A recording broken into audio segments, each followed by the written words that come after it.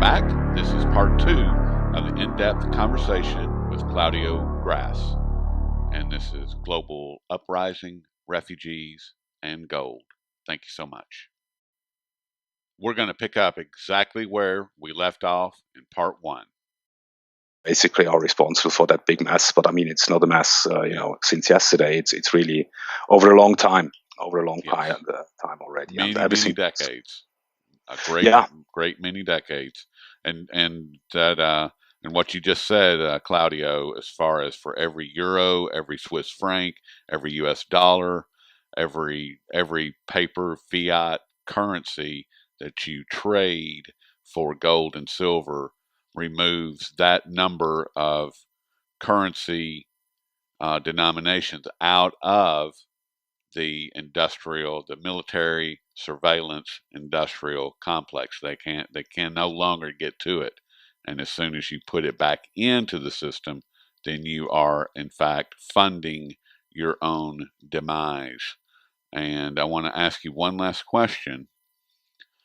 And that is, there's been a lot of, when you and I last spoke, Claudio, the whole idea of a cashless society was just beginning to emerge, and now the drumbeat is much louder.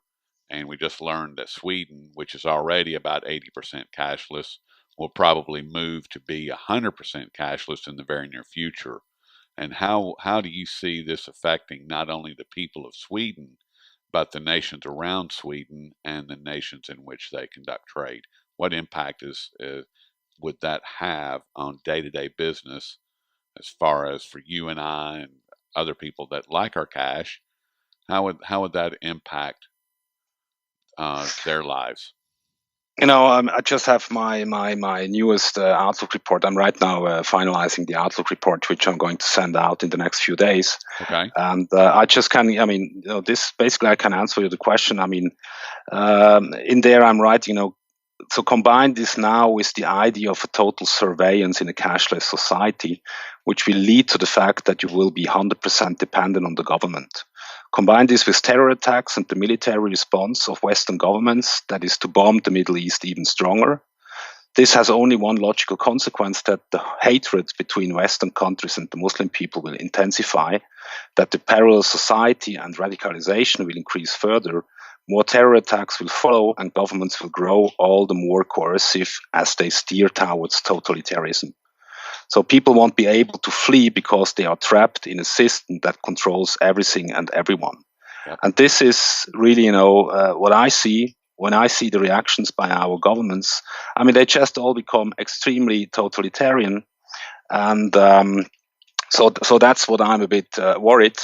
And I just recall, there has been a great philosopher who wrote at the beginning of the 20th century something, before the First World War, that he said, the focus would be on individual freedom, because only individuals could be free, not peoples or nations.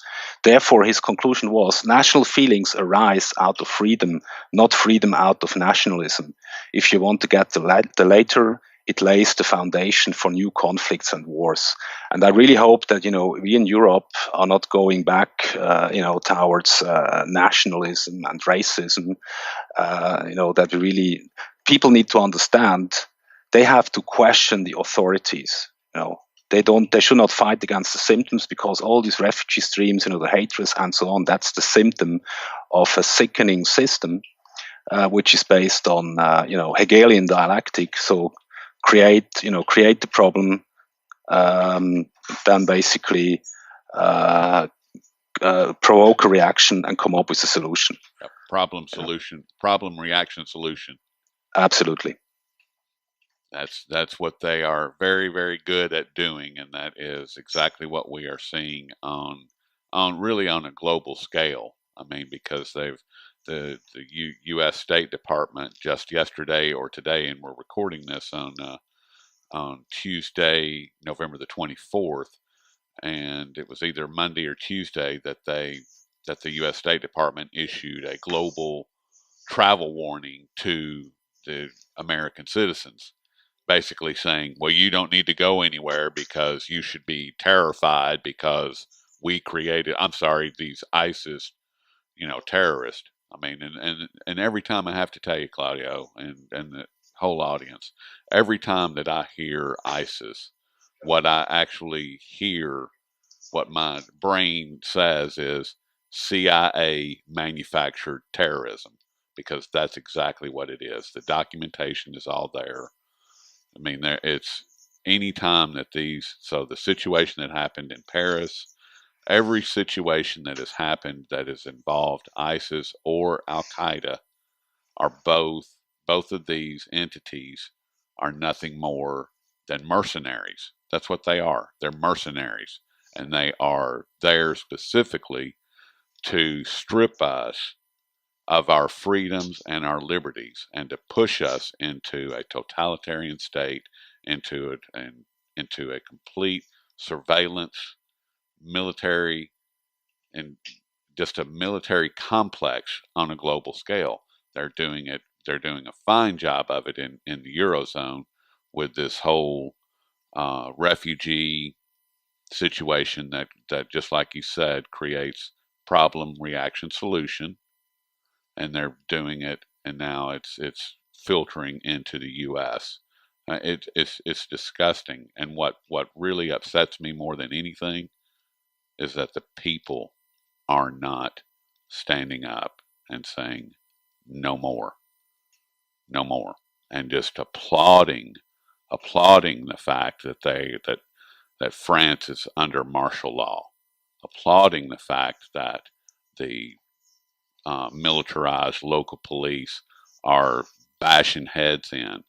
They're applauding these things instead of being disgusted and standing up to them. So, is there anything that you would like to add, Mr. Grass? Well, that was a harsh closing. No, Well, I mean, it's a harsh reality that we find ourselves in. I mean, and the fact of the matter is that the people are not standing up, and until the people stand up, then we're going to have tyranny. When the people fear the government, we have tyranny. When the government fears the people, we have liberty. Period. absolutely, It's the way that it absolutely. always has been and always will be. Absolutely, and as I mean, listen, I mean, for example, on the global scale, I mean, you have the Swiss people basically standing up, and I mean, I know people in Germany, I know people in France, also in the United States. There are people which understand what's going on, and we have the internet, which is coming up with a different reality than the mainstream media's. And as I said, I don't believe that a human being is a piece of meat. I still believe, that it's a conscious person, and that we just have to just have to refine, our that we can start thinking independently again. I think a lot of people have lost, independent thinking. They don't want to talk about this and that because they believe, it's not political correct. But so that's, I think a lot of people realize what's going on, but they don't know that the others also understand what's going on, and they don't want to talk to each other because they believe that they might be put in a right wing corner. They might be politically incorrect, or that they might even face some repercussion at the place where they are working and so on. I still believe people in the future will realize what's going on. They will see behind the lies, and then I don't see totalitarian government coming. They try it, but I never give up. That people are conscious, and that basically people are smart, and they can count one and one, and one fine day they're going to wake up. So we should not give up. And in the meantime, let's just spread, the ideas of liberty. And the more people are doing the same, the better, we'll be off in the future. I would agree with that wholeheartedly. I just hope that they don't wake up too late, and Yeah, and sometimes, I mean, and as far as what I was just saying, and you commenting that it was harsh, sometimes that's what people need. You know, I would love to be able to hug people awake but unfortunately, that doesn't work with everybody. And sometimes, you just have to tell the truth, as ugly as it is, and it has to be presented in a way that people can digest it on their own terms. And that doesn't mean that everybody will accept what I just said a minute ago, or believe anything that, and a lot of people will probably tune it out. That's fine. But the few people that are still asleep, that it affects and it wakes them up, then that's a victory. And the people that you are affecting with your approach, that's a victory, because we need them all. We need every single person awake that we can get awake, and we need them awake now. That's my whole thing, is that we need them awake right now, not tomorrow, but today, because these guys, they're desperate. And would you agree with that, Claudio? That they are completely desperate? Yeah, yeah, I would agree with that. But as I said, the listeners, they can Google once common knowledge theory. I think that's a good approach, or the 10 monkey theory. And I think that's what it's going to happen. And as you said, this system, it cannot, totalitarian system. You also have to finance it.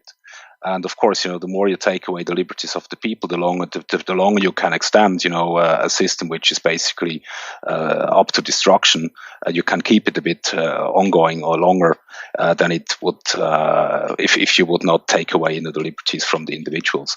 But this system is going to crash anyway. Yes, it So is. absolutely. I mean, you cannot, because otherwise, it's not possible to finance such a system. And more and more people will realize that they are just losing. And they will also understand that fear and control is never something they should accept by initiated by their own governments. Yeah. And therefore, we are human beings are reasonable, and they can think. So they have been.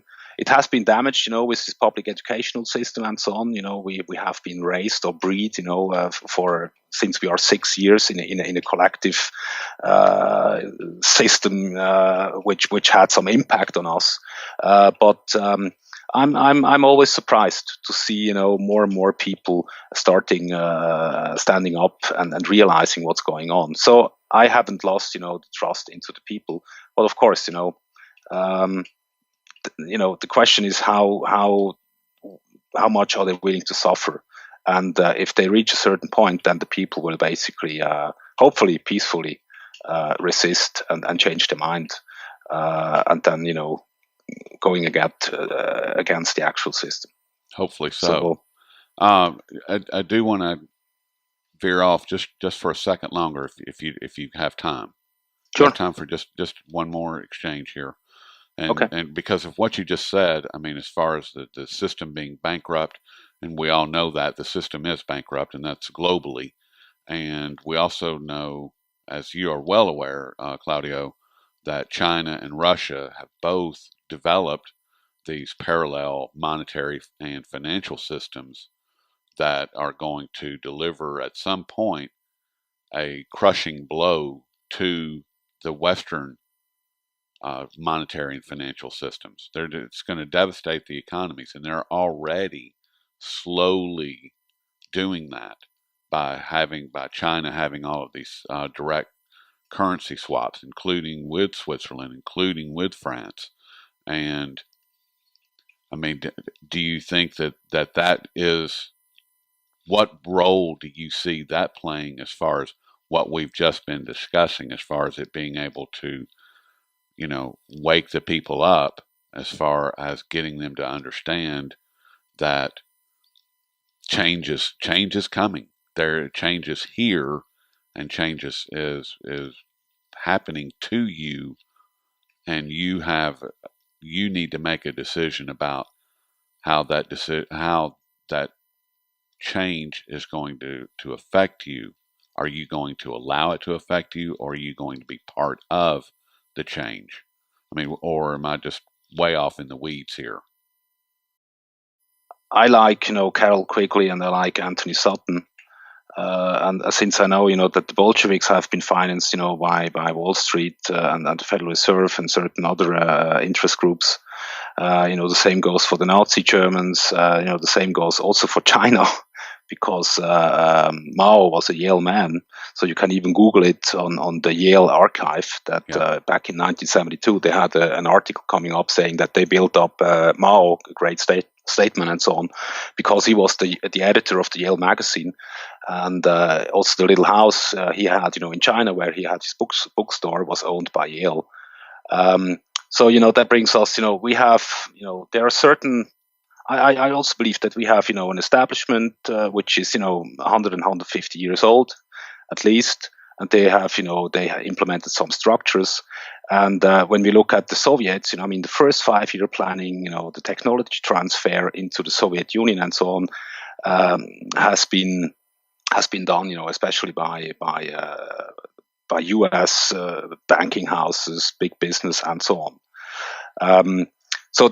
So the question is always, people can fight against each other, and they can even, they can say, yeah, communism used to be, the big threat and so on. But at the same time, a lot of people were doing business with each other, these so-called, let's call them internationalists, whatever. So I really don't know the outcome. I don't know what kind of game China is playing and how serious they are. I have the feeling when it comes to Russia that Putin really was kicking out the old oligarchs, and that he is making his stance, and he just wants to have an independent Russia under his control. And I also have the feeling that he wants to, basically he wants to unify also with Europe, and then we are back to Mackinder and Brzezinski, the Eurasian marketplace, which goes from Lisbon to Vladivostok, right, which everyone. I mean, of course, the old powers, they want to. They don't want to let that happen, because that's the doctrine, for the last 150 years, that you should not let Europe and Asia having seamless borders and an open market for trade, because that's the biggest region, and so it would have definitely a huge impact on the hegemonial status of the United States in these days. Yes. So, but I really don't know. But I see. I mean, of course. The outcome is that in the Western world, we are going to be impoverished. I mean, that's what the people need to understand. We can hold the dollars or euros or whatever. I mean, it's just a piece of paper. And as we can see, the total credit is just huge. And, the dollar as a world reserve currency is basically, I mean, it will be over in the future. Yes. And so, I mean, the only way you really can protect yourself is, you need to have some real hard assets. And hopefully, when we see how totalitarian these states become, make sure that you have it in solid jurisdictions where the government doesn't have enough power to when they change their mind, that they can just say, okay, political order, we're going to confiscate. I mean, such a thing is not possible in Switzerland, because still, we the people are the sovereign, and not our politicians. And so I would not, I see, of course, I can see that shift from west to east. I see, that China and Russia are coming up with new, banking systems, that they close deals in their own currencies, that also involves physical gold and so on. Mm-hmm. But what the people really need to understand is, if don't ignore history and don't ignore what's happening. And I mean, the outcome is not that this piece of paper, which is called US dollar or euro, has no future. And so I leave it up to the people. I mean, they have to make up their own mind, and they have to decide for themselves. But if they don't realize what's going on, and if they don't own physical precious metals, I think then they are making a huge big mistake. I would agree with that wholeheartedly. And on that note, I think we'll I'll let you get back to your afternoon, and we'll let the audience get on with their day. And we've been speaking with Claudio Grass, who is the managing director of Global Gold. And you can find all of Claudio. You can contact Claudio at globalgold.ch, where you can tell them what you're doing over there, Claudio. We store, we buy, sell, deliver, store on behalf of clients, precious metals, and we store it outside the banking system under their direct and uneconomic ownership. We as a company avoid any risk which are linked to a harsh crisis scenario. So that means we don't pre-finance, we don't speculate, we don't hedge. The metals are always owned by the client directly. So it's really a harsh crisis scenario that we can even operate when the internet is down and the banking system is down. That the metals of our clients are not affected. So I mean that's the core element of what we are doing. We are custodians and offering brokerage services. And on top of it, everyone can sign on our homepage for subscribe for our reports. We do a quarterly report where we basically talk about big picture, about libertarian principles, what's happening on a geopolitical level, how does an economy is working. We love the Austrian School of Economics. And as I said, we love freedom. And that's basically, the angle we look at the world, what's happening, and how, what kind of trends we are able to identify. We don't know the future, but I think, trends are visible. And we really have great people cooperating with us. We share experiences with the Mises guys, and people like Lou Rockwell and all the freedom and liberty oriented persons. These are our friends. So yes, they that's are. what we're doing. well, thank you very much, Claudio, and I hope that that the next time that we chat is not. I hope that we get to chat a lot sooner than we did last time. So, yeah, let's see what's happening, and and then we can also find out if we were correct with our assessment. But as I said, never give up. Never give up. Never give up. I still believe in human beings. I mean, we are, we have children's, we have families, and so I mean, there is only one logical consequence, that we want to protect them, and that we want to have them that they can live also a life in peace and prosperity, and that we should, I mean, now really we have to end war, and I think that's the most important message. Get the troops out of, bring them back, bring them home, bring them home from wherever they're at. Absolutely, and wherever they belong. Whichever home it is that they belong to, that's where they need to go. That's where absolutely, and get them out of whatever ditch that they're in, that the government has placed them in. They need to get them out of that and bring them home. Couldn't agree with you more, Claudio. It's just, I will speak with you very soon. Same to you, my friend. Thank you so much. It was good talking to you. Take care. Same here, Claudio. Bye-bye, Rory. Bye-bye.